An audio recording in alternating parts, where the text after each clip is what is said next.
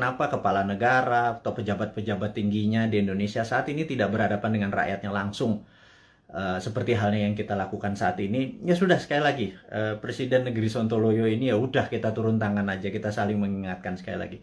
Dan tujuannya ini adalah kita semua memerlukan guidance, termasuk saya. Kita memerlukan arah, kita memerlukan visi misi yang sama. Kita memerlukan kolektif dream atau mimpi yang sama gitu ya, di tempat tidur yang sama, mimpi yang sama. Ini penting sekali untuk kita menjadi negara yang berdaulat. Baik sahabat semua, kita akan mulai.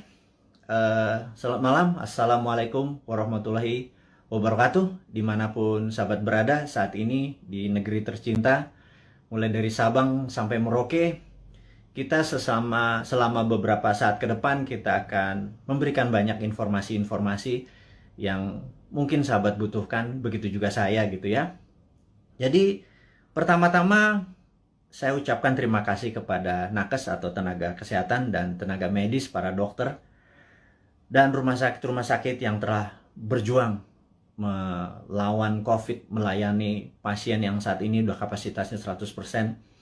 Dan siapapun yang saat ini terpapar dan lagi isolasi mandiri, semoga kesehatan dan kesembuhan dapat segera didapati, sehingga imunitas tubuh kita terhadap virus menjadi sangat kuat. Dan sekali lagi, waktu kita terpapar COVID itu bukan death sentence atau hukuman mati. Itu adalah perjuangan. Dan sekali lagi, terima kasih kepada tenaga kesehatan, tenaga medis, rumah sakit. Anda pejuang terdepan.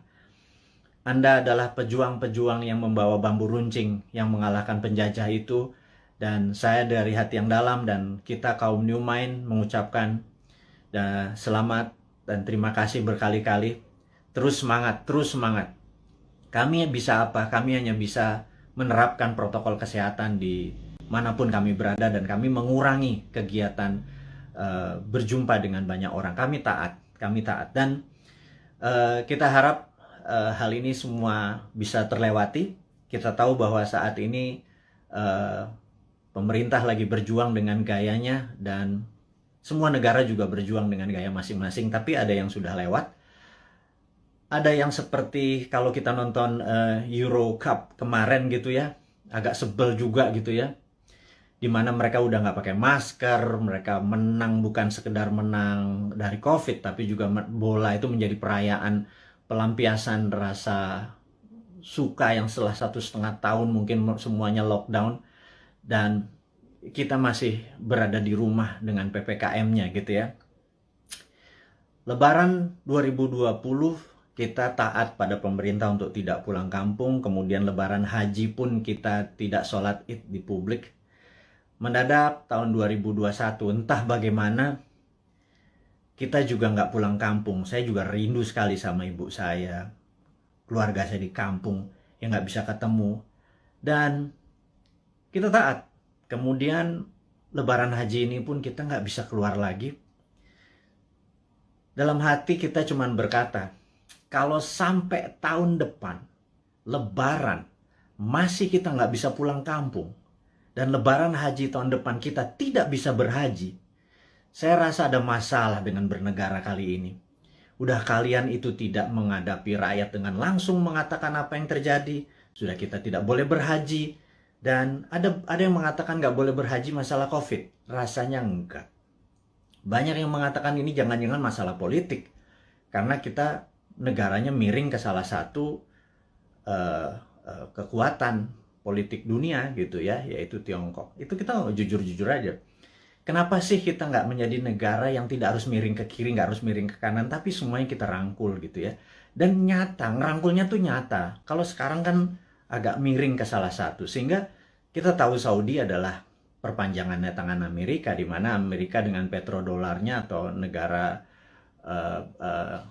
petrolnya Saudi dan negara Timur Tengah dikendalikan menjadi underlay-nya terbitnya dolar gitu ya. Berarti kan dia miringnya ke sana ya. Begitu kita nggak berhaji, jangan-jangan, sekali lagi jangan-jangan gitu ya. Ada yang bilang dana hajinya kepake infrastruktur. Saya pikir lah itu mah nggak nggak tahu juga saya apa yang terjadi di atas sana. Tapi ya mbok diterangkan gitu ya, jangan membangun narasi pakai buzzer. Buzzer sudahlah, udah masa lalu buzzer itu. Saat ini di DM kami di Bosman ini banyak buzzer-buzzer yang minta maaf, yang saya pikir no, kamu nggak usah minta maaf sama saya karena banyak keluarganya terpapar COVID juga gitu. Ternyata keluarga buzzer itu tidak kebal COVID juga, terpapar juga, dan ada yang meninggal juga. Akhirnya kapok juga jadi buzzer, kirain waktu jadi buzzer mereka tidak terpapar gitu ya. Nah, jadi udahlah, kita buzzer yang berjumlah ribuan itu nggak usah dipakai lagi. Buzzer itu nggak usah membunuh karakter-karakter orang yang ingin memberi saran ke pemerintah. Jadi saya mengingatkan bahwa pemerintahnya Pak Harto ya, banyak Pak Harto mendapat tentangan dari mahasiswa di tahun misalnya 73 di Malari dan lain sebagainya, malapetaka 17 Januari dan lain sebagainya. Tapi apa yang Pak Harto lakukan, dia rangkul angkatan 66, 67, di angkatan 73, angkatan 80, semua dirangkul dan jadi menteri-menterinya dia. Ternyata mereka-mereka yang rebel terhadap pemerintahan dia waktu jadi menteri bagus semua gitu ya. Dan jadi saya sarankan, ini bukan saya ngarep jadi komisaris loh ya, bukan loh ya, nggak gitu-gitu amat gitu. Tapi kalau ada beda pendapat, coba didengarlah. Kita nih cinta tanah air kok gitu ya. Niat kita satu, niat kita bersatu gitu ya. Jadi janganlah dibangun narasi malah karakter kita dibunuh. Bahkan kemarin ada Anti Mardigu yang menyatakan kita pro komunis, cinta PKC, Partai Komunis Cina. Orang-orang nggak akan pernah impress dengan informasi seperti itu. Terus kita membangun bala muda, dianggap kita membangun pasukan kelima seperti Partai Komunis Indonesia dulu. Membangun kekuatan petani diminta bersenjatai. Kemudian sewaktu Bosman mengambil pasukan muda, teenagers, yang berusia 14-20 tahun ya, yang belasan tahun itu, yang pendidikan Pancasilanya sedikit, yang mengetahui bela negaranya juga sedikit, terus kita bangun kekuatan dengan teen camp, bala mudanya kita bangun, summer camp 4 hari kita didik, apa yang kita ajarkan di Lemhanas kita ajarin ke anak-anak, kita ajarin disiplin militer, kita menjadikan anak-anak ini adalah patriotis nasionalis. Itu dicap untuk membangun kekuatan untuk anti pemerintah oleh buzzer-buzzer. Saya pikir Anda keterlaluan gitu ya. Iya, dan saya yakin orang-orang yang menjadi sahabat Newman ini nggak pernah percaya dengan apapun yang buzzer-buzzer itu lakukan. Dan karakter-karakter kayak gitu udah kuno lah gitu ya. Anak-anak sekarang zilenial, milenial ini sangat-sangat pinter dan nggak kemakan lah sama buzzer. Anda sudahlah, tobat aja lah para buzzer itu dan bersama-sama bangun narasi, jangan memecah belah bangsa gitu ya. Dan itu tadi informasi mengenai COVID. Jadi saya rasa malam ini saya ingin share sedikit tentang COVID ya. Jadi di seluruh dunia sudah 3,2 miliar vaksin tersebar, dan sahabat saya di Amerika baru aja pagi tadi menelpon saya, jadi malam di sana, bahwa Amerika itu menarik bahwa 49,1% adalah natural herd immunity, alias mereka terpapar dan sembuh sendiri. Kemudian 13 sekian persen menggunakan vaksin. Jadi kalau 49 tambah 13 mereka sudah hampir 70%, alias sudah kena herd immunity-nya. Jadi kalau 10% lagi divaksin dalam waktu 3 atau 4 bulan, kemudian Amerika sudah melewati herd immunity. Dan Eropa juga sama. Saya pernah menceritakan di video narasi bahwa pemerintah Belanda menyatakan menggunakan herd immunity. Jadi benar-benar dilepas warganya, dikasih vitamin, dan sistem rumah sakit dikuatin dan dilindungi mereka-mereka yang rentan, ada komorbid dan usia tua. Dan terbukti bahwa sekarang negara-negara Eropa bahwa 40%-an menggunakan natural herd immunity, yang 20-30% pakai vaksin. Jadi vaksin minoritas, mayoritas adalah menggunakan herd immunity. Indonesia saat ini mungkin yang herd immunity berdasarkan data di bawah 10% yang terpapar dan sembuh, yang tanpa gejala dan lain sebagainya. Kemudian yang kita baru berapa persen ya, dengan kecepatan 250.000 suntik per hari, 3 tahun lagi kita mendapatkan herd immunity itu mungkin sekarang baru 20-25% yang sudah dikatakan kebal gitu ya. Jadi mencapai 70%, 80% pencapaian ini masih cukup lama. Jadi saya pikir kita ada ya sekali lagi bukan salah bernegara lah. Keputusan kemarin tidak tepat, tetapi jangan sampai sekali lagi tahun depan menjadi tidak tepat. Kita udah 4 kali minus loh, kuartal 4 kali minus growth ekonominya 4 kuartal. Itu sebenarnya berat nanti ya. Sekarang kita bicara COVID dulu. Jadi Tiongkok saat ini sudah mencapai 70% juga imunitasnya, dan mereka mengatakan mereka pakai vaksin. Tapi sekali lagi, data dari Tiongkok saya nggak pernah percaya utuh, karena negara komunis itu memiliki propaganda. Malah feeling saya sekali lagi, rasanya Tiongkok menggunakan herd immunity juga, alias 40% dari populasi menggunakan natural herd immunity. Mereka terpapar dan mereka sembuh, dikasih vitamin dan dikasih sarana kesehatan. Yang 30% atau 40% baru pakai vaksin, sisanya vaksinnya diekspor ke luar negeri. Jadi jangan-jangan Tiongkok sendiri pakai herd immunity natural gitu ya, dan sementara kita pakai herd immunity vaksin gitu ya. Semuanya benar. Saya tidak anti vaksin, saya sangat mendukung vaksin. Vaksin terbukti mengurangi tingkat fatality atau tingkat kematian. Jadi divaksin itu penting, tetapi lebih penting lagi kalau herd immunity natural, kekuatannya natural alami gitu ya. Nah, vitaminnya multivitamin biasa, B kompleks, B12, vitamin C, vitamin D plus matahari, olahraga, makan sehat dan lain sebagainya. Itu adalah basic untuk meningkatkan imunitas, dan kemudian mineral-mineral dan lain sebagainya.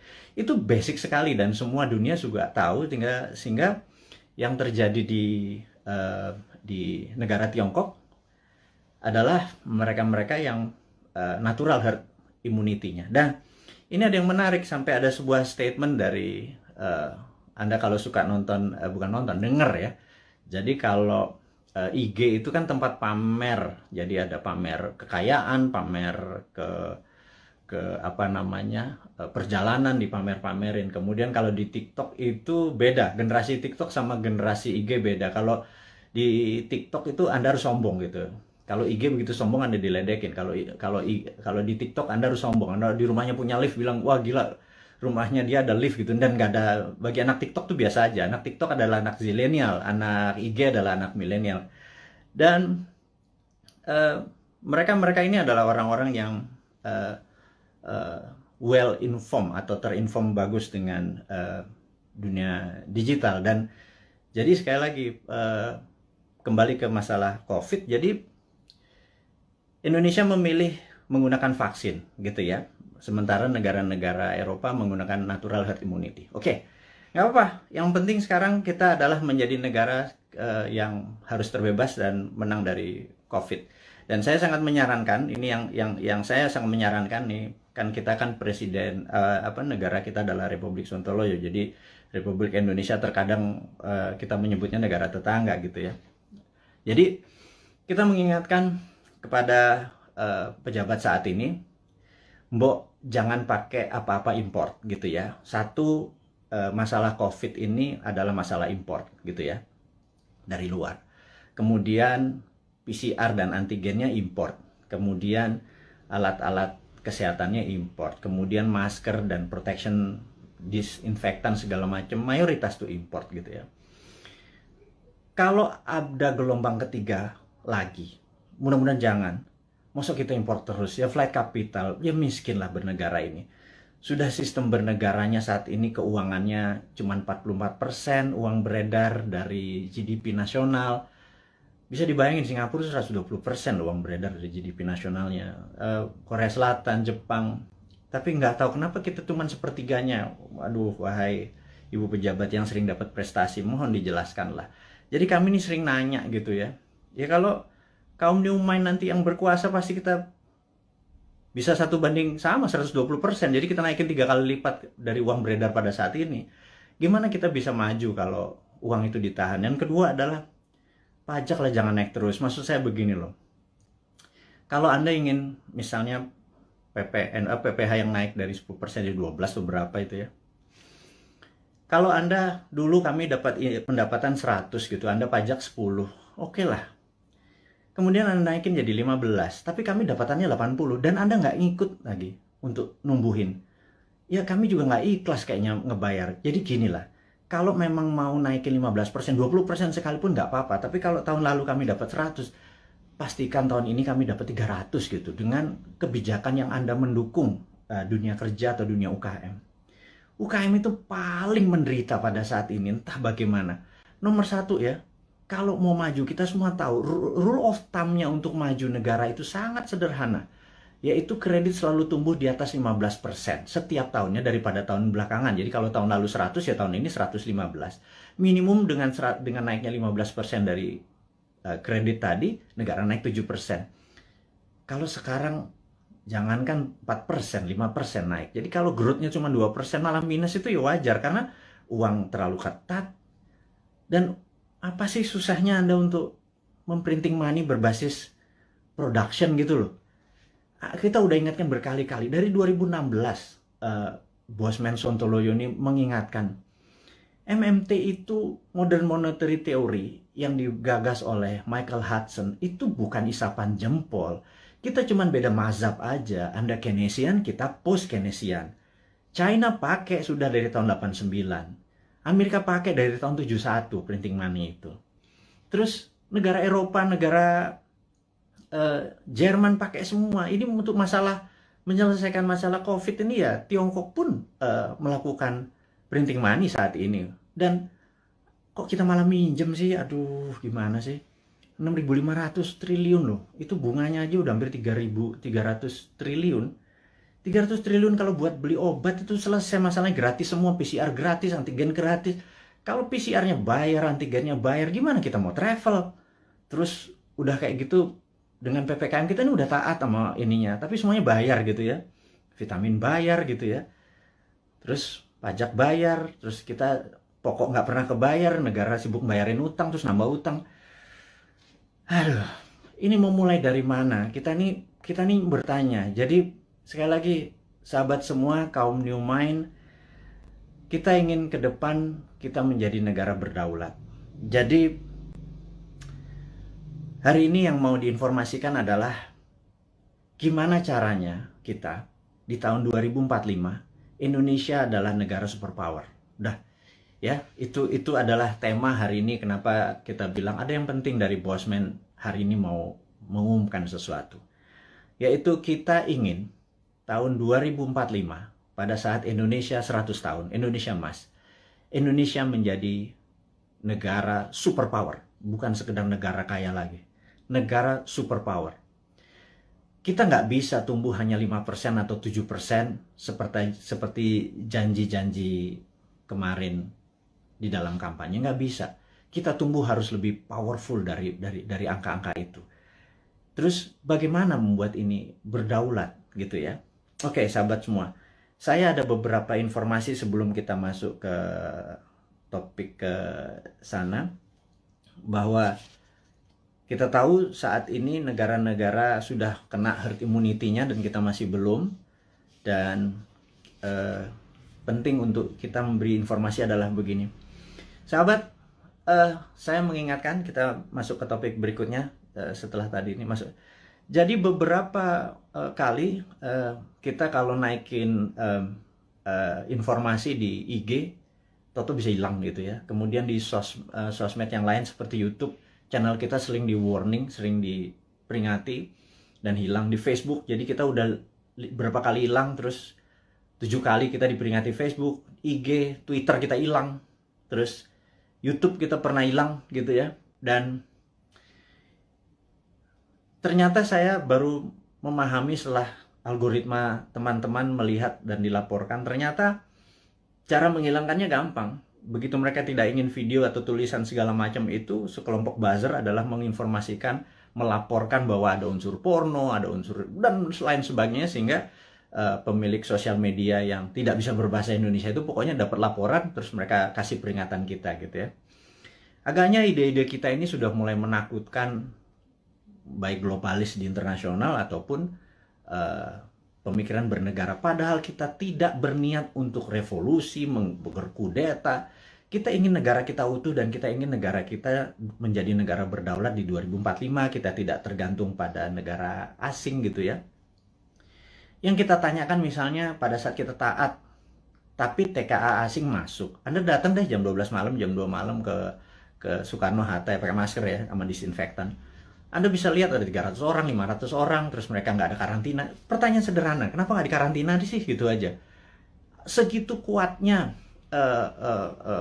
pendukung mereka-mereka ini, yang saya nggak tahu pejabatnya mungkin sakti sekali gitu ya. Sehingga waktu kita peringati, kenapa mereka bisa masuk? Kenapa kita taat, terus mereka asing bisa masuk, terus mereka bisa ikut bersama-sama komersial flight dengan warga negara Indonesia lainnya. Mereka tidak bisa berbahasa Indonesia. Dan jawabannya adalah jangan macam-macam, suruh diam kau, gitu ya. Karena nanti kalau negara itu tidak mau invest di Indonesia, Indonesia bisa rugi. Itu kalimat yang benar-benar menurut saya, lo gila ya. Jangan gitulah. Emang satu-satunya negara ngolong itu memang Tiongkok apa? Segitu taatnya gitu? Enggak gitulah. Jangan berkata begitu. Kita bukan anak-anak lah. Berbicara yang lebih elegan sedikit, dengan data, dengan santun. Jangan membentak, jangan menghardik gitu ya. Kita bertanya juga baik-baik, ya kasih jawaban aja gitu ya, bahwa nanti kita urus, kasih yang manis lah gitu. Kita udah capek saling bentak, saling curiga gitu, udah capek gitu. Bernegara elegan sedikit, statement lah, jadi negarawan lah. Jangan jadi pedagang, mau ada cuan, ada untung segala macam gitu ya. Ya lu untung, gua kagak gitu ya, apalagi rakyat gitu ya. Itu kami bertanya gitu ya, kami dapat apa? Udah asetnya hilang, tanah air kita hilang, diambil barangnya, kita cuma dapat apa? Dapat pajak gitu. Buktinya kita tetap dipajakin tuh. Terus apa? Dari apa untungnya gitu ya? Terangin aja, ini untungnya segini. Kalau kita yang tahu adalah aset kita hilang, nikel kita gone, digantikan dengan apa gitu. 20 tahun lagi, Anda ingat, saya pernah ke Nauru. Nauru itu negara menarik. Dulu dia penghasil P2O5 atau fosfat. Wah, kayanya bukan main. Tapi beberapa 20 tahun yang lalu Nauru kehilangan fosfatnya karena dikeduk habis. Ya sudah, sama Amerika waktu itu, dikeduk habis. Negaranya miskin, hidupnya tinggal dari pariwisata aja saat ini. Naurunya kehilangan asetnya. Anak cucunya cuma bilang, oh dulu kita menghasil fosfat ya, gitu ya.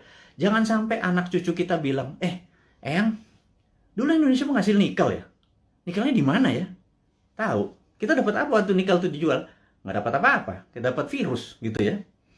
Hal itu kan susah kalau kita dijawab sama cucu cicit kita bertanya hal-hal seperti begitu, gitu. Jadi kita tanya balik, kalau memang hanya didapat nikel itu kalau bisa, atau produk-produk alam itu, sumber daya alam, kalau kita percaya MMT, Modern Monetary Theory, maka sumber daya alam itu bukan sebagai alat komoditi atau alat dagang, tetapi sebagai alat tawar. Jadi keuntungannya itu bukan hanya dari jualan, tetapi ada benefit lagi. Jadi di atas financial benefit, sekali lagi, di atas Anda para pejabat sekarang tuh apa-apa kan financial benefit. Kita dapat untung, dapat untung. Selalu untung dan cuan gitu ya. Cara bernegara segitu kesannya kayak anak TK gitu ya. Karena kalau cara bernegara di atas keuntungan materi itu ada namanya humanitarian benefit, keuntungan atas nama kemanusiaan. Terus ada namanya nasionalis, keuntungan untuk negara gitu ya. Bukan hanya keuntungan sekedar dari pajak, dari dagang, dari selisih jual beli gitu ya. Tapi humanitarian atas kemanusiaannya. Anak cucu kita masih benefit gitu ya. Nah, kalau kita pakai SWF, Sovereign Wealth Fund, itu asetnya masih di situ. Nikel kita masih di situ. Nah, kita mendapatkan funding dari situ untuk membangun sektor yang lain. Jadi, dana yang masuk itu untuk membangun apa? Kok kita masih ngutang? Saya bingung sekali, BUMN rugi, kita masih ngutang, aset kita hilang. Kami hanya bertanya loh ya, ini bukan ngomong terus yang dihardik lagi gitu ya. Ini hanya bertanya.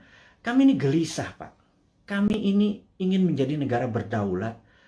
Dan kami ingin terbukalah. Karena itu, karena kalian tidak berbicara selama PPKM ini, ya sudahlah.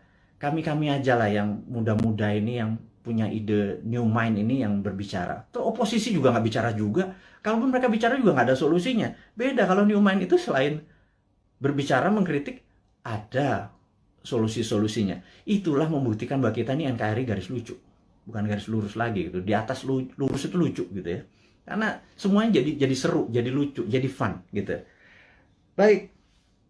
Jadi mengingat video-video kita, informasi-informasi kita tuh sering ada caranya untuk tidak bisa beredar gitu ya. Jadi toto di atas 21 tahun sehingga untuk video ini ditonton harus masukin password, harus masukin identitas yang lain sehingga tidak beredar kenceng. Jadi gini deh. Sahabat semua, saya dengan ini menyatakan Anda boleh upload seluruh video Bosman. masuk ke video Anda, masuk ke YouTube channel Anda, masuk ke sosial media Anda.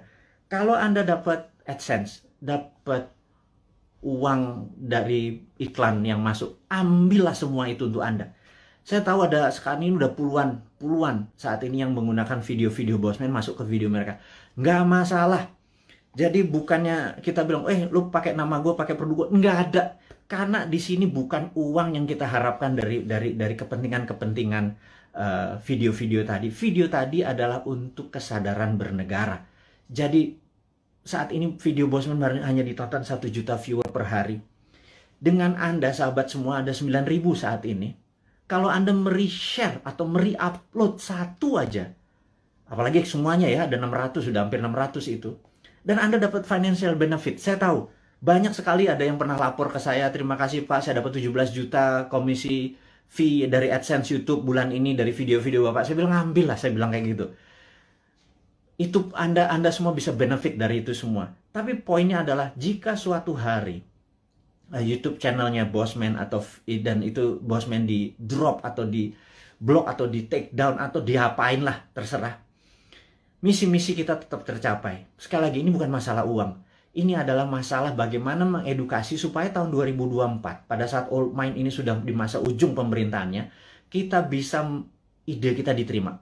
Bosman bukan mau jadi presiden, gue mau jadi Lord. Jadi nggak ada cita-cita untuk, yang penting idenya. Ganti semua ide tua itu semua. Masuk kalau si A yang jadi tetap pakai IMF, si B yang jadi tetap pakai obornya Cina. Coba aja lihat sekarang yang di etalase di 2024. Semuanya pasti begitu jadi. Tanya deh, begitu jadi, pasti pakai itu lagi. Bernegaranya taat sama Amerika lagi, takut sama Tiongkok lagi gitu ya. Jadi, oke lah. Siapapun nanti yang jadi, mereka akan bilang, Bosman, gue ambil konsep lo ya. Karena ini membuat Indonesia berdaulat. Apa jawaban saya? Ambil, Jo. Gitu ya, kalau kita Manado nih. Ambil lah, kita bilang gitu. Nggak masalah. Karena ide kita, yang penting ide kita diterima. Nomor 1 kan MMT, Modern Monetary Theory, itu adalah printing money. Jadi pasti Bappenas kita adalah orang-orang yang mendesain bernegara ini 12 lapis. Nah, sahabat semua, apa itu desain 12 lapis? Jadi misalnya kita mau buat benang atau baju gitu ya. Baju kita kainnya dari mana? Benangnya dari mana, mau pakai polyester, mau pakai katun, 100% kapas. Terus kancingnya dari mana, mau pakai resleting dari mana, ada yang pakai batok, ada yang pakai plastik, ada yang segala macam itu kita bukan sekedar ini. Dan itu semua kita biayai, 12 level itu kita biayai, nanti distribusinya kemana, pakai jalanan apa, mobilnya apa, semua akan kita gunakan produk-produk lokal. Dan itu pakai printing money. Jadi printing money itu tidak bisa jalan sebelum project itu dihitung cost accountingnya, ya. Jadi John Bollard ini punya tulisan menarik, namanya Economic at War. Itu bukunya. Saya ini penggila buku, jadi hari ini kita baca tentang Economic at War. Jadi di tahun 45, pada saat sebelum perang, di tahun 36 sampai 39, pada saat Amerika dan sekutu Amerika, terutama Amerika dulu belum powerful sekali. Jadi negara-negara Eropa itu minta Amerika masuk. Terus apa yang dilakukan adalah mereka minta John Maynard Keynes, ada banyak sekali ilmuwan-ilmuwan, tokoh-tokoh ekonom di masa itu disuruh menghitung cost accounting. Berapa kilogram, berapa ton besi dibutuhkan, ferro, berapa untuk buat amunisi, untuk buat baju, untuk buat makan, itu dihitung cost accountingnya, untuk buat pesawat, buat tank, buat mobil, buat dan lain sebagainya, dihitung cost accounting. Berapa modalnya, terus dari mana barangnya, dirinci. Syaratnya sederhana. Churchill waktu itu sangat sederhana. FDR juga, Franklin Delano Roosevelt juga perintahnya sama. Ini dua Inggris sama Amerika memang kompak banget. Mereka cuma bilang, berapa biayanya untuk kami menang perang? Perang itu ada perang sama Jepang dan perang sama Jerman gitu ya. Mereka menghitung totalnya sekian billion dolar. Itu angka dari langit, billion dolar. Begitu mereka printing money, udah. Underlay-nya adalah alat-alat perang tadi gitu ya. Ada inflasi? Nggak ada gitu ya. Makanya saya bilang printing money kok ada inflasi. Saya bilang, lu sekolah di mana sih? Segitu takutnya sama printing money gitu ya. Printing money itu ditakuti kalau tidak ada production yang dibuat gitu ya. Tapi kalau, nah, bukunya baca, namanya The Economic at War. Jadi The Economist at War. Jadi orang-orang memenangkan perang tuh ekonom yang memenangkannya gitu ya. Nah, jadi sama, kita nanti akan sama juga. Kita akan membuat menghitung cost accountingnya. Kemudian kita akan printing money dan UKM kita langsung jalan ini jalan. Karena kita mau tahun 2024 itu kita menjadi negara berdaulat gitu ya. 2045 kita akan menjadi, dan mulainya dari 2024 karena sekarang kayaknya udah nggak kasihan sekarang ngurusin COVID, terus ngurusin apa Tiongkok ya udahlah, itu mereka terlalu repot dengan urusan gitu. Nggak mungkin lah bisa menjadi negara berdaulat. Kita cuma ngingetin sekali lagi. Jadi kita harapkan konsep kita ini diterima oleh siapapun yang nanti mau running 2024, konsep kita ini. Jadi kalau Anda bayangin ber-9.000 kita upload masuk, Anda buat, kalau nggak punya YouTube channel, Anda buat YouTube channel atau YouTube channel Anda sendiri. Anda tinggal ambil tulis kita terus kasih judul-judul yang jangan terlalu negatif atau terlalu clickbait gitu ya. Kasih yang educate, kasih yang fun, kasih yang lucu dan lain sebagainya. Sehingga ribuan atau jutaan orang. Saat ini ada 180.000 orang yang ada di internet. Ada 180 juta. Jadi saya harapkan teman-teman bisa memanfaatkan. Kalau Anda dapat 1 juta per hari, Anda bisa hampir 100 juta itu dari AdSense-nya dari YouTube gitu ya. Pakai aja video-video kita ini untuk di re-upload, di reshare, dan pakai akun-akun Anda sendiri. Perbanyak itu semua informasi-informasi itu. Anda boleh mengganti thumbnail-nya, mengganti footage-nya. Yang penting voice-nya jangan dipotong. Narasinya gunakan tulisan agar orang menjadi lebih paham gitu ya. Ini tujuannya bukan untuk memecah belah bangsa, ini tujuannya untuk membuat kita negara berdaulat. Dan cara cerdas bernegara ini sudah hampir 600 video. Sebarkanlah gitu ya. Kemudian sahabat semua, kita saat ini ya tadi ada informasinya adalah untuk mereupload. Anda sangat diizinkan menggunakan nama Anda video-video Bosman. Saya harapkan ada 9.000 sahabat ini punya 9.000 akun yang masing-masing taruh semua videonya Bosman, dan Anda dapat faedah yang sama. Sekali lagi, kita baru mencapai mungkin 1% dari populasi. Bayangin dari 180 juta orang yang punya akun di sosial media atau internet, menggunakan internet ini, baru 1 juta yang kita capai. Masih kecil sekali. Gimana cara 100 juta bisa menonton video ini? Dan kalau 100 juta bisa menonton video ini melalui Anda punya channel, ya Anda yang dapat duitnya loh. Bicara itu aja dulu. Di masa pandemi seperti begini, susah bergerak, ya udahlah. YouTube channelnya Anda aktifkan gitu ya. Mudah-mudahan jadi faedah ini bersama. Dan saya mengingatkan bahwa saat ini kita tahu bahwa kita berperang, dunia saat ini berperang. Contohnya lagi.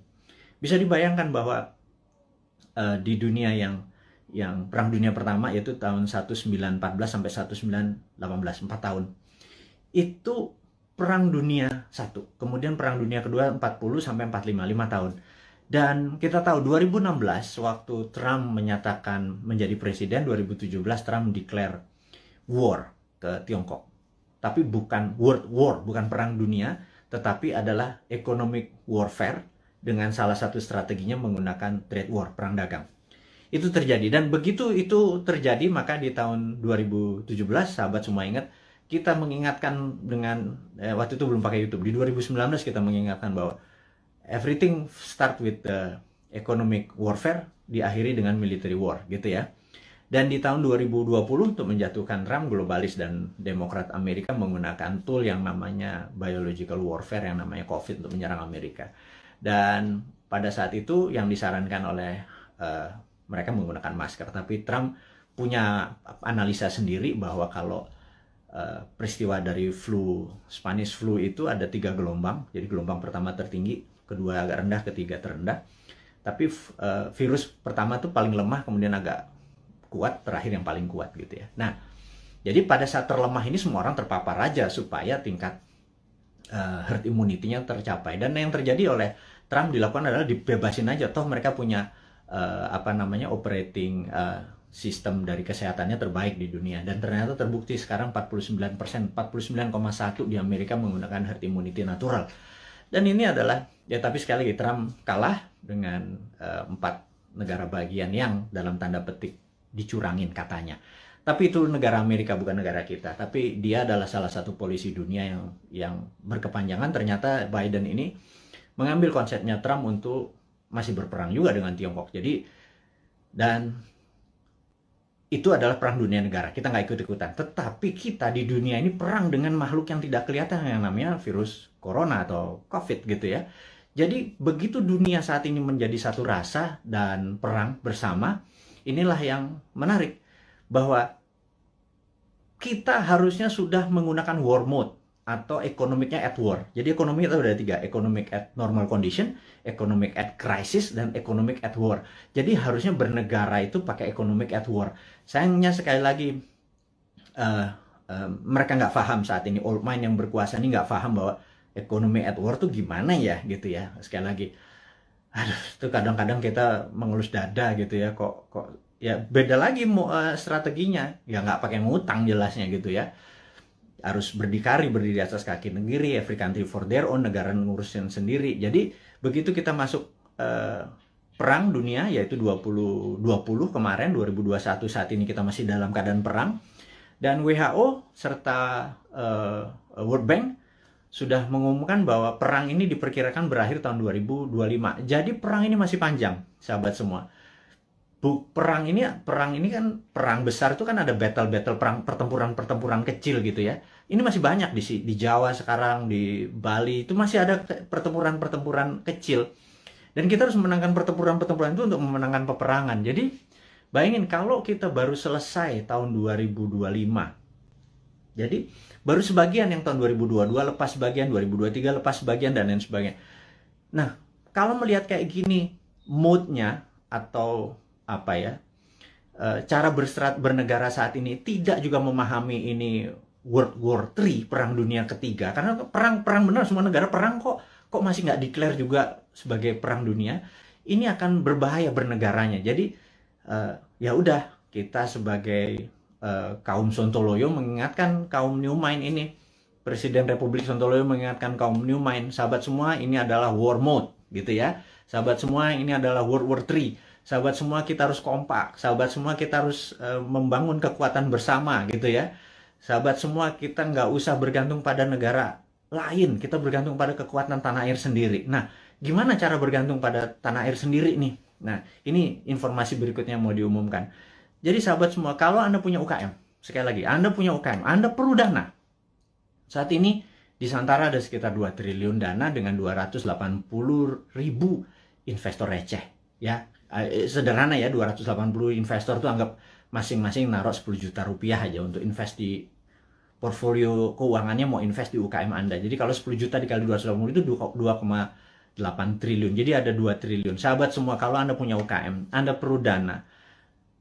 Anda lihat di IG, di wall IG, maka di situ udah ada informasi, kirimkan Anda punya, ada 7 persyaratan, Anda perlu uang berapa, apa yang Anda butuhkan, bisnis Anda seperti apa, dan lain sebagainya, dan kita akan review di 280.000. Dan bagi Anda yang saat ini bingung mau ngapain, bisnis baru kan susah, tapi kalau Anda punya uang, Anda join sebagai investor untuk membantu UKM. Jadi Santara adalah penghulu untuk menghubungkan si cowoknya adalah si investor, si ceweknya adalah si UKM.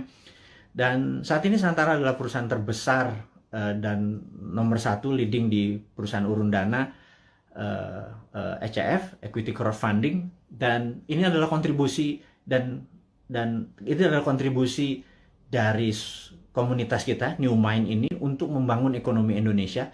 Itu base-nya MMT kita kan pro pada UKM, pro pada bottom of pyramid. Jadi bukan yang piramid di atas, kita pro pada bottom of pyramid.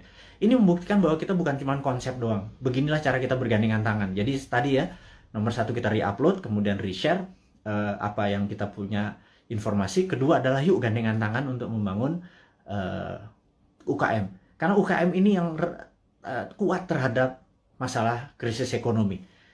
Inilah yang membuat Indonesia nanti take off di 2045 adalah kekuatan UKM yang 40-50 juta itu. Tapi UKM itu mungkin kita bagi 3, ada kecil, mikro, kecil, dan menengah. Saat ini mungkin kita yang menengah dulu ya, ngapunten. Jadi kita belum bisa menolong yang mikro gitu ya, yang juga yang kecil gitu. Kita yang menengah dulu, pelan-pelan. Tangan cuma 2. Organisasi kita masih muda gitu ya, baru 3 tahun. Tapi sahabat semualah yang bisa membuat kita bisa menolong menengah, kecil, dan nanti yang ke mikronya gitu ya. Makanya yuk gandengan tangan, kita invest di UKM. Nah, kemudian ada lagi yang kami mau umumkan sekali lagi, teman-teman, bagi mereka yang saat ini ada kondisinya kita tahu nggak stabil ke depannya, tidak ada yang terbaik daripada uang Anda ditaruh di gold atau di emas gitu ya. Jadi daripada, dan emas itu kalau pakai fisik kan bisa bermasalah. Sebentar lagi Dinaran akan menerbitkan ATM Gold. Jadi Anda bisa buka rekening, beli emasnya. Anda bisa ambil kapan saja karena ATM Gold ini kita akan ada di kantor kita, kemudian akan ada di semua mall di Jakarta dulu, dan habis itu nanti ada di semua lokasi. Kita ingin lakukan itu segera. Jadi ini semua adalah untuk bakti kita, gimana caranya kita bergandengan tangan ke depan untuk menjadi negara yang powerful. Sahabat semua, sekali lagi saya mau mereview apa yang kita dapat hari ini adalah negara dalam keadaan perang, dunia dalam keadaan perang. Saya sarankan Anda untuk melakukan hal yang sangat penting yang namanya survival mode. Anda harus survive, Anda harus sehat, Anda harus semangat, Anda terus bersatu, Anda terus berjuang mengalahkan masalah ekonomi, masalah kesehatan. Kita bergandengan tangan, kurangi gerak. Jadi pada saat Anda ada masalah dengan keuangan, yuk kita bergandengan tangan dengan Santara. Yuk nabung di Dinaran. Dan jangan banyak gerak dulu. Sabar. Jadi kita momen ini adalah segalanya. Jadi survival mode. Jadi saat ini ikuti aturan pemerintah untuk PPKM, stay healthy. Teman-teman semua, di akhir informasi hari ini kita ucapkan sehat selalu, semangat selalu, bersatu selalu. Gunakan seluruh kekuatan Anda untuk membangun Indonesia, terus berprasangka baik, terus kompak, dan percayalah Indonesia akan menjadi negara berdaulat di tahun 2024 mulainya, dan di 2045 Indonesia akan menjadi negara superpower. Dari saya, selamat menikmati hari Minggu. Sukses buat Anda semua. Wassalamualaikum warahmatullahi wabarakatuh.